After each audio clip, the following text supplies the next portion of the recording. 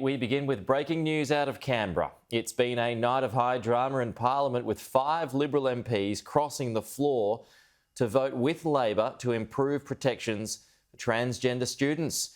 Let's get the latest from Trudy McIntosh in Canberra. Trudy, it's been a real marathon sitting. How long did they sit for? And take us through what happened. Yeah, Pete, this was just under 20 hours of continuous sitting in the House of Representatives. MPs only left the building just after 5 a.m. this morning. They're going to have to be back here at 9:30 as well. Labor has had a massive win on the floor of Parliament overnight, able to convince 5 members of the coalition to vote against the Prime Minister, cross the floor on this issue of protecting gay and transgender students in faith-based schools. This vote happened just after 4 a.m. this morning. We saw 5 Liberal moderate MPs cross the floor. Bridget Archer, we saw Trent Zimmerman, Fiona Martin, Dave Sharma, Katie Allen all decide to cross the floor and vote against their own government on this. It meant Labor and the crossbench plus the Liberals had 65 votes in favour and 57 votes were against it. Technically, this bill was moved by the crossbench MP Rebecca Sharkey, but in the end, have no doubt this was a big win for Anthony Albanese. Take a listen. Mr Speaker, no child should be discriminated against. Overwhelmingly, Australians of faith would agree with this too. Australian families are going to wake up in a few hours and look on with sadness and anger if this does not occur.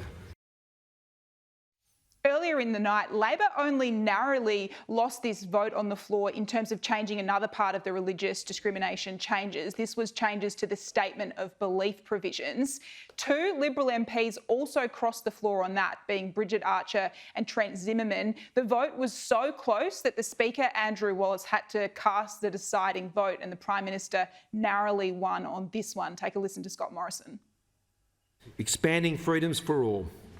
This bill fulfils the commitment that we took to the Australian people at the last election. It does not go beyond it, but it meets it, Mr Speaker, and I believe it is another important step in the great multicultural journey of this nation. Parliamentary drama is far from over. Now that this amended bill has passed the House, it will go to the Senate. Expect to see another massive, lengthy debate there. Senators are also going to want to have their say on Labor's changes that we've seen, and also the other aspect when it comes to the religious freedoms legislation. So, Pete, this could be a massive day. Again, it's only Thursday. They've got a huge day ahead of them, and this will likely then have to go back to the House again, where the Prime Minister is going to need to decide if he can live with the changes that the moderate MPs of his own party have forced upon him. And the Senate's only got a couple of days left, right, Trudy?